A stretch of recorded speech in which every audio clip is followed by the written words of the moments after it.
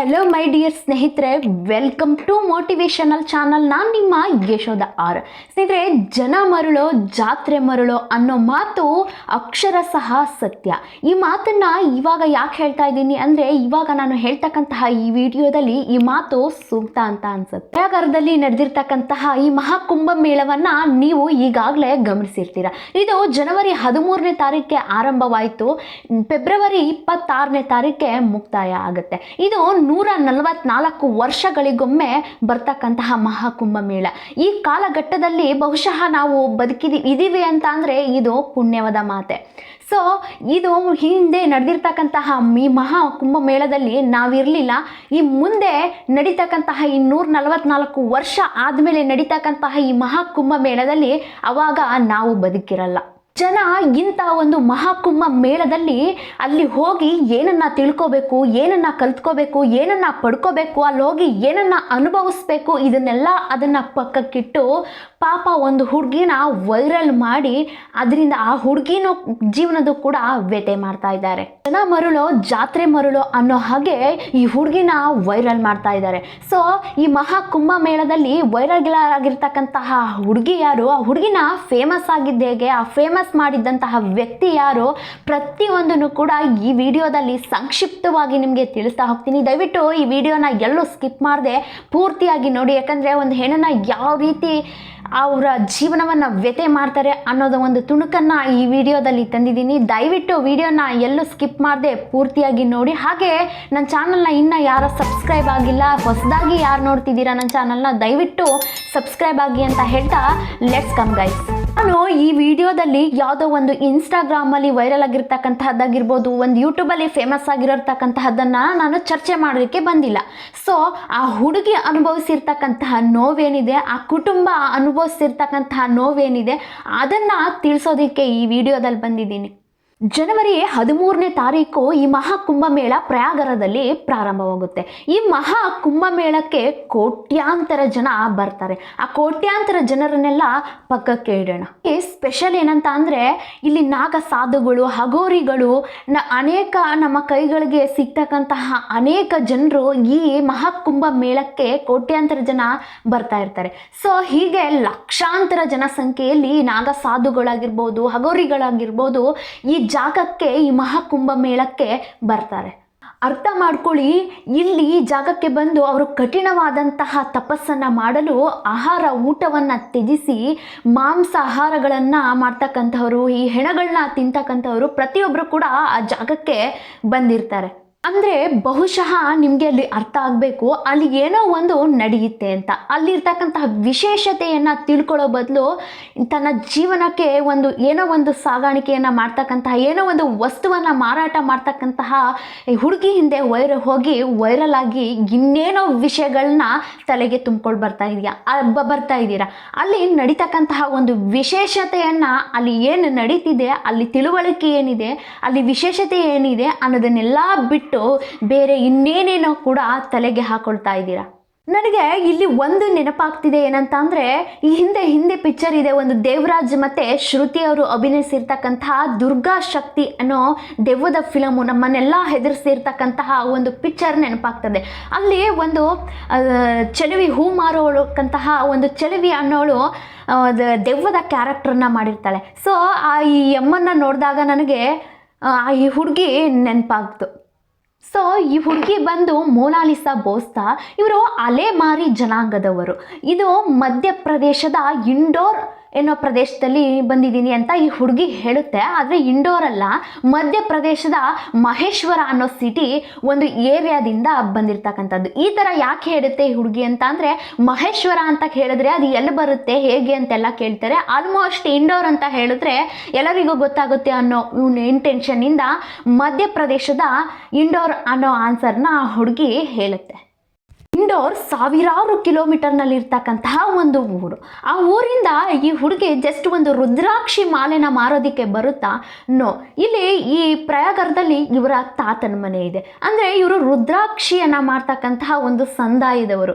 ಈ ಮಹಾಕುಂಭ ಮೇಳ ಬತ್ತು ಅಂದರೆ ಈ ಸಮುದ್ರದಲ್ಲಿ ಸಿಗ್ತಕ್ಕಂತಹ ಚಿಪ್ಪಿನಿಂದ ಸಿಗ್ತಕ್ಕಂತಹ ಮುತ್ತುಗಳನ್ನು ಸರಗಳನ್ನಾಗಿ ಮಾಡ್ತಕ್ಕಂತಹದ್ದು ಮತ್ತು ರುದ್ರಾಕ್ಷಿ ಮಾಲೆಗಳನ್ನಾಗಿ ಮಾಡ್ತಕ್ಕಂತಹ ಒಂದು ಸಂದಾಯದವರು. ಸೊ ಹಾಗಾಗಿ ಈ ಮಹೇಶ್ವರದಿಂದ ಈ ತಾತ ಇಡೀ ಎಂಟೈರ್ ಫ್ಯಾಮಿಲಿಯನ್ನೆಲ್ಲ ಕರೆಸ್ಕೊಳ್ಳುತ್ತೆ. ಸೊ ಬನ್ನಿ, ಇಲ್ಲಿ ಈ ಥರ ಒಂದು ಮಹಾ ಕುಂಭ ಮೇಳ ನಡೀತಿದೆ. ಇಲ್ಲಿ 1.5 ತಿಂಗಳು ನಮ್ಮ ವ್ಯಾಪಾರ ಆಗುತ್ತೆ, ಒಂದು ಒಳ್ಳೆ ಅಭಿವೃದ್ಧಿನ, ಒಂದು ಒಳ್ಳೆ ಬದುಕನ್ನು ನಾವು ಕಟ್ಕೊಳ್ಬಹುದು ಅಂತ ಹೇಳಿ ಇಡೀ ಎಂಟೈರ್ ಫ್ಯಾಮಿಲಿಯನ್ನು ಈ ಮಹೇಶ್ವರದಿಂದ ಪ್ರಯಾಗರಕ್ಕೆ ಕರೆಸ್ಕೊಳ್ಳುತ್ತೆ. ಆ ಕರೆಸ್ಕೊಂಡಾಗ ಈ ರುದ್ರಾಕ್ಷಿ ಮಾಲೆಯನ್ನು ಮಾರಲಿಕ್ಕೆ ಬಂದಂತಹಕ್ಕಂಥದ್ದೇ ಈ ಮೊನಾಲಿಸಾ ಬೋಸ್ತಾ.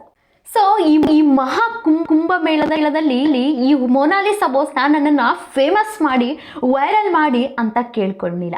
ಸೊ ಈ ವೈರಲ್ ಮಾಡಿದಂತಹ ವ್ಯಕ್ತಿ ಯಾರು ಅನ್ನೋದನ್ನು ಕೂಡ ಹೇಳ್ತೀನಿ, ಕೇಳಿ.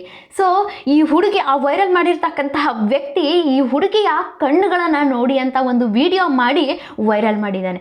ಆ ಕಣ್ಣುಗಳನ್ನು ನೋಡಿ ಖುಷಿ ಪಡಬೇಕೇ ವಿನಃ ಅದನ್ನು ಕಾಮುಕ ದೃಷ್ಟಿಯಲ್ಲಿ ನೋಡಬಾರ್ದು. ಒಂದು ಹೆಣ್ಣನ್ನು ಗೌರವಿಸಿ, ನಾವು ಹುಟ್ಟಿರೋದೇ, ನಾವು ಬಾಳ್ತಿರೋದೇ ನಿಮ್ಮ ಮನೆಯಲ್ಲೂ ಕೂಡ ಒಂದು ಹೆಣ್ಣು ಅಕ್ಕ ತಂಗಿ ತಾಯಿ ಎಲ್ಲರೂ ಇದ್ದಾರೆ. ಹೆಣ್ಣನ್ನ ಗೌರವಿಸಿ, ನಾವು ಹುಟ್ಟು ಬಂದಿರೋದೇ ಹೆಣ್ಣಿಂದ ಅನ್ನೋದನ್ನ ಮರಿಬೇಡಿ. ಇದು ನನ್ನ ಒಂದು ಈ ಮಹಾ ಕುಂಭ ಮೇಳದಲ್ಲಿ, ಪ್ರಯಾಗರದಲ್ಲಿ ನಡೀತಕ್ಕಂತಹ ಈ ಮಹಾ ಕುಂಭ ಮೇಳದಲ್ಲಿ ಈ ಮೊನಾಲಿಸಾ ಬೋಸ್ತಾ ಅನ್ನೋ ಹುಡುಗಿ ಈ ರುದ್ರಾಕ್ಷಿ ಮಾಲೆ ಮಣಿಗಳನ್ನ ಮಾರಾಟ ಮಾಡ್ತಿರುವಾಗ ಒಬ್ಬ ಸೋಷಿಯಲ್ ವರ್ಕರ್, ಅಂದ್ರೆ ಒಂದು ರೀಲ್ಸ್ ಮಾಡೋನು ಅಂತ ಅನ್ಕೊಳ್ಳಿ, ಅವನು ಆ ಹುಡುಗಿ ಹತ್ರ ಬಂದು, ನಿನ್ನ ಕಣ್ಗಳು ತುಂಬಾ ಚೆನ್ನಾಗಿದೆ, ನಿನ್ನ ವೈರಲ್ ಮಾಡ್ತೀನಿ, ಸೊ ನಿಂದು ಒಂದು ಸೋಷಿಯಲ್ ಐಡಿ ಇದೆಯಾ ಅನ್ನೋದನ್ನ ಆ ಹುಡುಗಿ ಹತ್ರ ಬಂದು ಮಾತಾಡಿಸ್ತಾನೆ ಆ ವ್ಯಕ್ತಿ. ಸೊ ಇದನ್ನ ಸುಮಾರು 4 ಕೋಟಿಗಿಂತ ಹೆಚ್ಚು ಜನ ನೋಡಿದ್ದಾರೆ, ಅದಕ್ಕಿಂತ ಹೆಚ್ಚು ಜನ ನೋಡಿದ್ದಾರೆ. ಸೊ ಇದಾದ್ಮೇಲೆ ಈ ಮೊನಾಲಿಸಾ ಅನ್ನೋ ಹುಡುಗಿ ಈ ವೈರಲ್ ಆದ ತಕ್ಷಣ ಇನ್ಸ್ಟಾಗ್ರಾಮ್ ಐಡಿ ಚೆಕ್ ಮಾಡೋದು, back to back social media ಹೋಗೋದು, ಈ ತರ ತುಂಬಾನೇ ವೈರಲ್ ಆಯ್ತಾ ಹೋಯ್ತು. ಎಷ್ಟು ವೈರಲ್ ಆದ್ರೂ ಕೂಡ ಇದು ಹೆಚ್ಚು ಕಡಿಮೆ 1 ಮಿಲಿಯನ್ಸ್ ಕೂಡ ಹೆಚ್ಚಾಗಿ ಹೋಗಿದೆ. ಆದ್ರೂ ಕೂಡ ಹುಡುಗಿದು ಐಡಿ ಶೋ ಆಗ್ತಿಲ್ಲ. ಅದು ಯಾಕೆ ಸಮಥಿಂಗ್ ಆಗಿದೆ, ಅದು ಯಾಕೆ ಅಂತ ಮುಂದೆ ಹೇಳ್ತಾ ಹೋಗ್ತೀನಿ.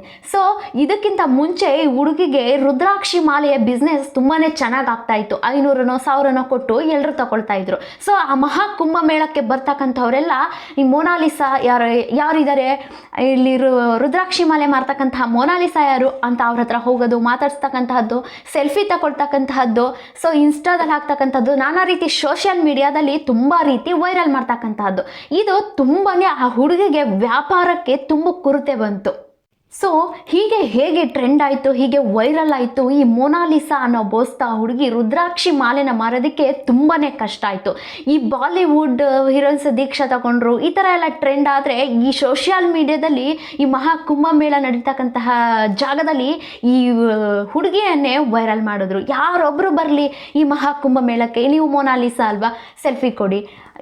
ಇದರಿಂದ ಈ ಹುಡುಗಿ ತುಂಬಾ ಬೇಸತ್ತು ಹೋಗಿತ್ತು.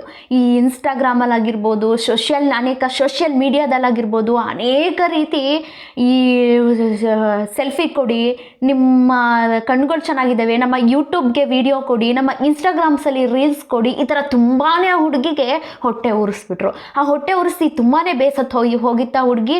ಏನೋ ಅಷ್ಟೋ ಇಷ್ಟೋ ವ್ಯವಹಾರನ ಮಾಡೋಕ್ಕೆ ಬಂದಿರತಕ್ಕಂತಹ ವ್ಯಕ್ತಿ, ರುದ್ರಾಕ್ಷಿನ ತಗೊಳ್ತಕ್ಕಂತಹ ವ್ಯಕ್ತಿಗಳು 500 1000 ಎಷ್ಟೋ ಕೊಟ್ಟು ರುದ್ರಾಕ್ಷಿನ ತಗೊಳ್ಳೋಕೆ ಸ್ಟಾರ್ಟ್ ಮಾಡಿದ್ರು. ಸೊ ಈ ವೈರಲ್ ಯಾವಾಗ ಸ್ಟಾರ್ಟ್ ಆಯಿತು, ಈ ಹುಡುಗಿ ಬಿಸ್ನೆಸ್ ಆಗೋದಕ್ಕೆ ಲಾಸ್ ಆಯಿತು.